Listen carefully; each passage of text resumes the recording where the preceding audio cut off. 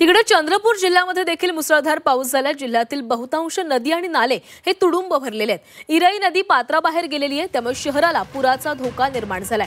इराई धरणाचे 7 दरवाजे उघडण्यात आलेत, त्यामधून विसर्गही सुरू आहे। नदीकाठच्या गावांना सतर्कतेचा इशारा दिला गेलाय। चंद्रपूर शहर आणि जिल्ह्याला काल रात्री पुन्हा एकदा मुसळधार पावसाने झोडपून काढले। चंद्रपूर जिल्ह्यात गेल्या आठवडाभरापासून पावसाने दमदार हजेरी लावलेली आहे आणि यामुळे जिल्ह्यातील सर्वच नदी आणि नाले दुथडी भरून वाहत आहेत। चंद्रपूर शहराजवळ इराई धरणाचे 7 दरवाजे उघडण्यात आल्याने इराई नदीच्या पाणी पातळीमध्ये वाढ झालेली आहे। यासोबतच वर्धा नदीच्या पाणी पातळीमध्ये मोठी वाढ झाल्याचे दिसतंय। यवतमाळ, अमरावती आणि वर्धा या 3 जिल्ह्यामध्ये झालेल्या पावसामुळे वर्धा नदी दुथडी भरून वाहते आहे।